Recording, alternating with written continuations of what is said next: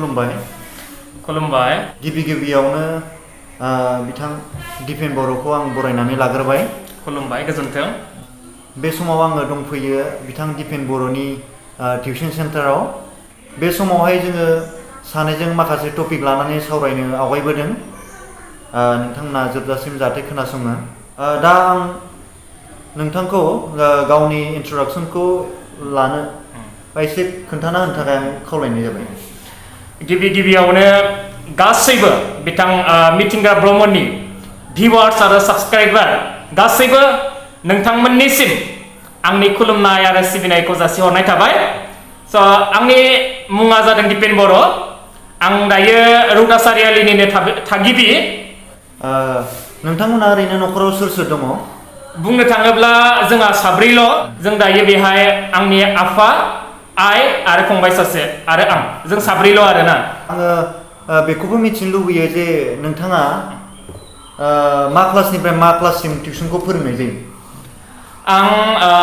मा क्लासनिफ्राय मा क्लाससिम टिउसनखौ फोरोंनाय जायो होननायनि सिगांनो आं माब्ला आं टिउसनखौ स्टार्ट खालामदोंमोन बेखौ एसे आङो फोरमायना होनो सानग्रोगोन आङो 2014 मायथाइयाव आङो हायार सेकेन्डारिखौ कमप्लिट खालामदोंमोन सेथि थाखोआव उनथ्रिदोंमोन आं हायार सेकेन्डारिखौ बेनिफ्राय आङो कलागुरु बिष्णु राभा डिग्री कलेजाव बे कलेजा जादों अराङाव दङ स' बेयाव आं डिग्रीखौ एडमिसन लादोंमोन बेनिफ्रायनो आङो जेब्ला आङो डिग्री फार्स्ट सेमिस्टाराव मोनदोंमोन आं बेनिफ्रायनो आङो टिउसन खालामनायखौ स्टार्ट खालामदोंमोन 2014 निफ्राय नै दिनै 2021 आलागै कन्टिनिउआसलि रानिं सोलिबाय थादों स' उइदाउट स्टप आं बेखौ रानिं खालामबोबाय थादों आरो आं क्लासेसखौ आङो क्लास 1 निफ्राय 12 आलागै प्रभाइड खालामो आरो जोंनि टिउसन सेन्टारनि मुङानो जादों टु ब्रादार्स टिउसन सेन्टार बियो जोंहा मोननै दङ मोनसेखौ जोङो न'आवनो फोरोङो ओमफ्राय मोनसेया जादों जोंहा रेन्ट लानाय दङ आरोना स' मोनसेया जादों उदालगुरि र'डआवहाय गेलाक्सि इंलिश स्कुलनि खाथियाव आरोना नियार बाय जायो आरो मोनसेया जादों रौता स्टेशन लाइनाव आरो आच्छा थिगानो दं आंनि न'आवनो थेंक इउ फोरमायनायनि थाखाय गोजोन्थों ओरैनो खोनानो मोनदों नोंथाङा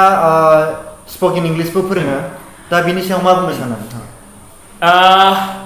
स्पकेन इंलिशखौ फोरोंनाया आङो 2 बोसोरसो जाबाय स्पकेन इंलिश फोरोंनायनि मेन थांखियानो जादों आं गावखौ इमप्रुभ खालामनाय मानो होनबा आं बर' मिडियामाव फरायदोंमोन स' आङो गोबां इंलिश विकनेसनि थाखाय आङो गोबां प्रब्लेम फेस खालामनांदोंमोन आं जेब्लानिफ्राय टिउसन खालामनायखौ स्टार्ट खालामदोंमोन 2014 मायथाइनिफ्राय आङो बे समनिफ्रायनो स्पकेन इंलिशखौबो इकुवेलि भेलु होदोंमोन माने बेसेबां हायो आङो गावखौ इमप्रुभ खालामनो थाखाय बेसेबां हायो आं गावखौ पारफेक्ट खालामनो थाखाय आङो प्राय टाइमखौ आङो इंलिशाव होदोंमोन आरोना इंलिश इमप्रुभ खालामनायावहाय स' बिनिफ्राय आं सानबाय जुदि आङो स्पकेन इंलिश जुदि आं गावनि जायगायाव जुदि गावनि लकेलिटियाव जुदि आं प्रभाइड खालामनो हायोब्ला स' जोंनि बर' मिडियामाव फरायनाय गथ'फोरा गोबां इमप्रुभमेन्ट खालामनो हागोन स' आं बेबायदि मोजां थासारिखौ नुनानै आरो माखासे गोसो गुदुं फरायसाफोरखौ नुनानै आं मोनसे थांखि लादोंमोन दि स्पकेन इंलिश फोरोंनाया जोबोद मोजां जागोन एबा रौतानि साखाथिनि जायफोर सोलोंनो गोसो गुदुं थानाय गथ'फोरा सोलोंनो हागोन होननानै आङो बेखौ स्टार्ट खालामदोंमोन आं दाबो फोरोङो आं माब्लाबा अनलाइन फोरोङो माब्लाबा अफलाइन फोरोङो आं जेरैबायदि सुबिदा आरो फरायसाफोरखौ नायनानै फोरोङो आरोना जुदि आंहा फरायसाफोरा अफलाइन लानो गोसो दङबा अफलाइन फोरोङो सोरबा आंनि लोगोफोरबो सोलोङो आंजों अफलाइन अनलाइन बर्ड आरोना बर्ड ठीक আছে बिथाङा लकेलनि सुबुंफोरनि थाखाय जोबोद मोजां सुबिदा होदों जेराव जोङो माखासे उसुबिदानि थाखाय सोरबा गोजानाव कचिं लाहैनो हायामोन स्पकेन इंलिश लाहैनो हायामोन दा जोंनि जायगायावनो बिथां दिपेन बर' बायदि सुबुंखौ मोननायनि थाखाय जों जोबोद गोजोननाय दङ बे समाव जोङो सानैजों सम लोगो मोनज्लायबाबो बे रोखोमनि जोङो गोसोखांफिनलायनाय बा सावरायलायनाय बे रोखोमनि जायाखै दा बे समाव आङो गोसोखांफिनलायनो थाखाय नोंखौ गिबियावनो आङो खावलायनाय जायो जे मा समाव जोङो सानैजों लोगो मोनज्लायजेननायमोन स' बे खोथाखौ बुंनो थाङोब्ला आं गोसोखांनो हायोदि आं बिथांखौ 2017 मायथाइयाव लोगो मोनजेनदोंमोन अब्ला आं 2017 मायथाइयाव आंनि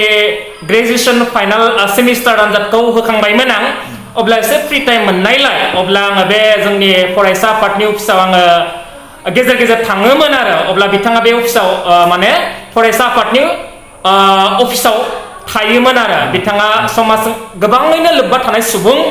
स' बेबायदि टाइमाव आङो बिथांजों एसेबां खास लोगो जानो हायाखैमोन आं बिथांखौ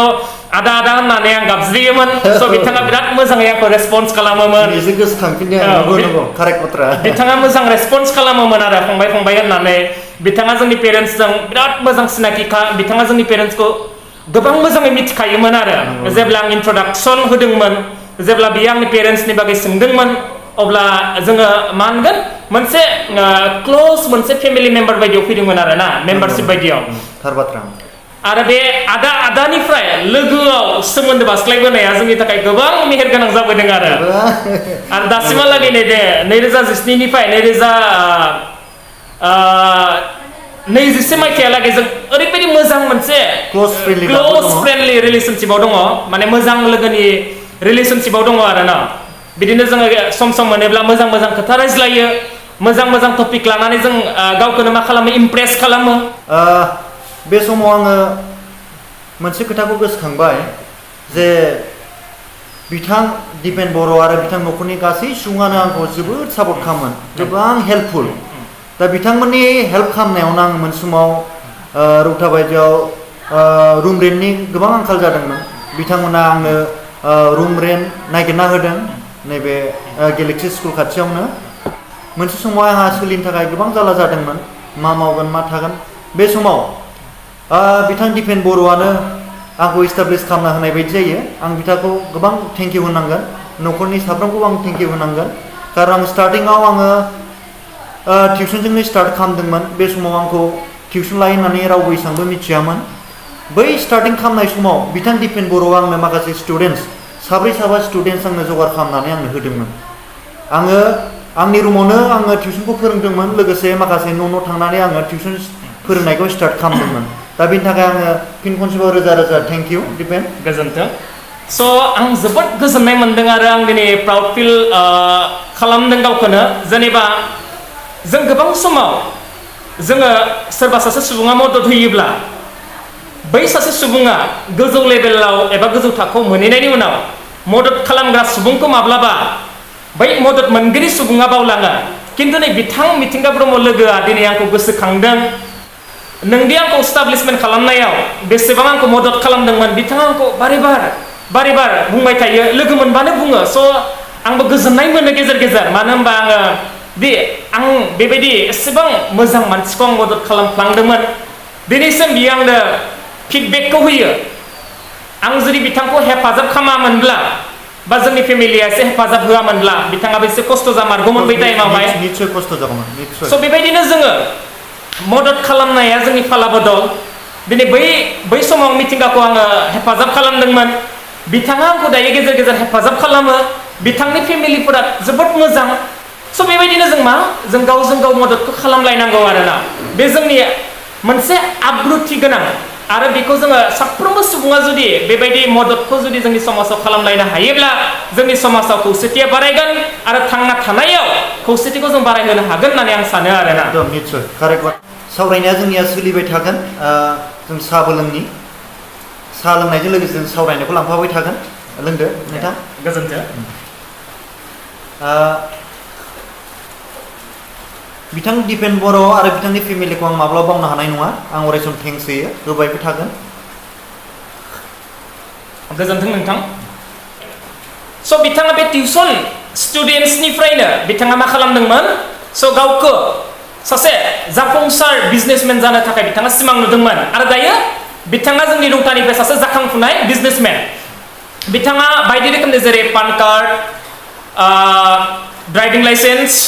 भटार कार्ड बा बायदि गभार्नमेन्ट नन गभार्नमेन्ट जबफोरनि जितु एप्लाइ जेरैबायदि हाबानि जितु कार्ड जितु प्रिन्ट खालामनाय बेबायदिनो बुक्स प्रिन्ट खालामनाय बेबायदिनो कम्पिउटार रिपेयारिं बा बिदिनो सफ्टवेयार रिपेयारिं स' बिदिनो गोबां बायदि रोखोमनि एप्लाइ आरो बायदि रोखोमनि एडिटिं बायदि रोखोमनि कार्ड बायदि बायदिफोरनि बेनारफोरखौ बिथांनि दखानावनो जों मा खालामनो हागोन गोरलैयैनो जों बानायनो हागोन स' नोंथांमोना फैनो हागोन बिथांनि दखाना उदालगुरि र'डआवनो दङ एसेबां गोजान नङा आरोना रौता सारियालिनिफ्राय बेबायदिनो 200 मिटारल' गोजान जागोन आरोना रौता मेन सारियालिनिफ्राय गोबाङानो मिथिखायो जायफोरा बे भिडिअखौ नायनानै फैनो सानगोन बिथांमोना गोसोआव लाबानो जाबाय रौता सारियालिनिफ्राय एसेबां गोजान नङा मात्र 200 मिटार जागोन आरो 200 मिटार उदालगुरि र'डआवहाय थेंक इउ नोंथांनिसिम आंनि सोमोन्दै बुंना होनायनि थाखाय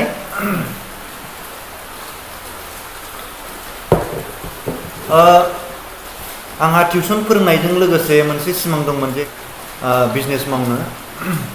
दायो आङो बिजनेसखौ मावगासिनो आंहा कम्पिउटार दखान दङ बिथाङा फोरमायनानै होखाबाय गुवारै आंनि दखाननि नामा जाहैबाय रौता कम्पिउटार्स नोंथांमोना फैबा लोगो मोनगोन सावरायलायनो हागोन नोंथाङा गावनि सोमोन्दैबो आंनि खावलायनाय लेखा गुवारै फोरमायना होबाय बेनि थाखाय जोबोर थेंक इउ गोजोन्थों आरो आंनि लाइफआव स्ट्रागल खालामनायनि सोमोन्दैबो नोंथाङा फोरमायना होबाय बेनि थाखायबो थेंक इउ आरो आं दा बर्थमान मा मावगासिनो दं नोंथाङा गुवारै फोरमायना होबाय बेनि थाखायबो रोजा रोजा साबायखर बे समाव आं नोंथांनिफ्राय बेखौ मिथिनो लुबैयो नोंथाङा दा जे फुलि जा लकडाउन जायाखै मिनि लकडाउनखौनो होननांगोन बे समाव नोंथाङा न'आव मा खामानि मावनानै टाइमखौ स्पेन्ड खालामगासिनो नोंथाङा एसे फोरमायनानै होदो माखासे जब्सनि थाखायबो प्रिपारेसन खालामगासिनो दङ प्लास बेबायदिनो आङो मा खालामो प्राय आङो मा इंलिश भकेबुलारिखौ आं इमप्रुभ खालामदों रेगुलार आं डिलेट खालामगासिनो दङ स' आंहा डिलेटनिबो प्रिपारेसन सोलिगासिनो दङ आरो प्लास आङो फेमिलिजों मोजाङै टाइम स्पेन्ड खालामदों आरो प्लास आङो मा खालामदों आंहा पएम लिरनायनि आंहा हेबिट दङ आं पएम लिरनायखौ आङो जेब्ला एचएस फाइनाल इयार सहैदोंमोन बेनिफ्रायनो आं स्टार्ट खालामदोंमोन आरो आं टाइम मोनोब्ला रिसाइटबो खालामो बेबायदिनो सुबिदा मोनोब्ला आङो ससियेल मिडियायावहाय लिरनानै आङो आपल'डबो खालामो मोजां मोजां रिएक्सनबो मोनो गोबाङानो सापर्ट खालामबोदों आरो आं लुबैगोन जुदि आं मोजां प्लेटफर्म मोनोब्ला आं जाहाथे फिउचारावहाय सासे गिदिर खन्थाइगिरि जानो आंहा सिमांबो दङ निश्चय जाहैनो हागोन नोंथाङा नाजानायखौल' नोङो दा नागार किप इट आप नों कन्टिनिउ खालामबाय था सानसे नोङो निश्चय साक्सेस जाहैगोन गोजोन्थों दा नोंथाङा बे लकडाउन समाव जिथुनाखि कभिड-19 दा बे कभिड-19 जों गोबां सुबुङानो भुगिनांगासिनो दङ दा बे समाव कभिड-19 खौ लानानै नोंथाङा रायजो राजानो मा मेसेज होनो सानो आं कभिड-19 पेन्डेमिकनि थाखाय जोङो जोंनि सुबुंफोरखौ जोङो सेफटि बा जोङो कभिड-19 निफ्राय जों जुदि जों गावखौ जुदि रैखाथि होनोब्ला बा जोंनि न'खरखौ रैखाथि होनोब्ला जोंनि जुदि रायजोखौ जों रैखाथि होनोब्ला जोंनि हादरखौ जुदि जों रैखाथि होनोब्ला जोङो मात्र इमारजेन्सि खामानियावल' बायजोआव ओंखारनो थाखाय आं रिक्वेस्ट खालामगोन आरो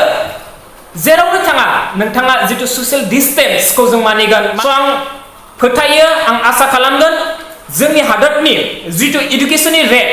बे जोबोद गोजौआव थांबाय प्राय ससियेल मिडिया सालायग्राफोरानो मा